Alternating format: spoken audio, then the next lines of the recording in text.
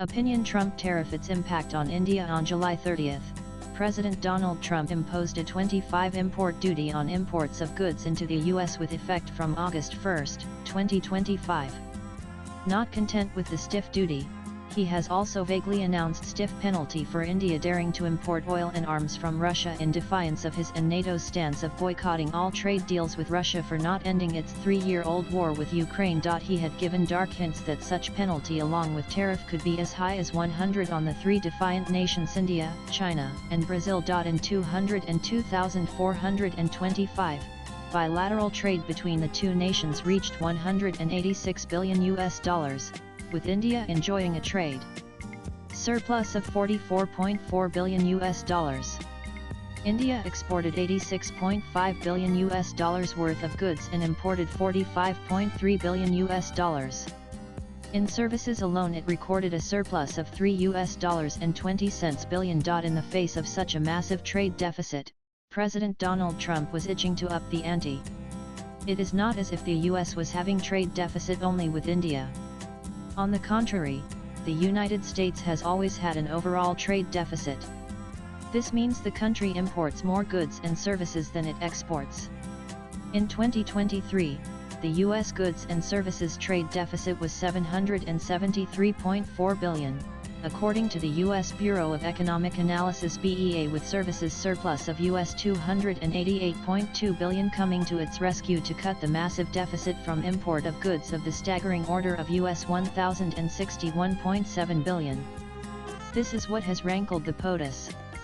While he is right in his slogan of Make America Great Again by, among other things, manufacturing in the U.S., he is tilting at the windmills by ratcheting up import tariffs. His obsession with tariff has already started backfiring, what with the resultant reduced imports translating into inflation on the back of supply-side shortage. Those in the know therefore aver that it won't be long before Trump climbs down his high horse. Moreover, his record of rolling back his decisions and announcements has earned him the moniker Taco Trump always chickens out. It is therefore possible that the crushing tariff of 25% on imports from India may be a short-lived phenomenon. It is worth noting that he has exempted pharmaceutical imports from India from the twin pincer of stiff duty and penalty, which testifies to the fact that the U.S. healthcare system has got inured to generic imports from India, and Trump doesn't want to rock the sensitive healthcare budget of the nation. Japan and the EU have gotten away with a slap on their wrists 15% tariff on the back of heightened investments in the U.S. in step with the mega initiative of Trump.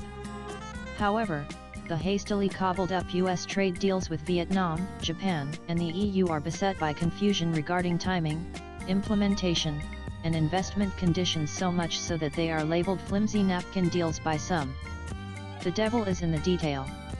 The purported US $550 billion Japanese investment pledge is disputed, with discrepancies in the figure and concerns over the terms and control of the funds. With the US accounting for less than 3% of India's import-export basket, it shouldn't be too challenging for India to shift focus away from the US, though admittedly prizing open new markets isn't an easy task, at least in the immediate run.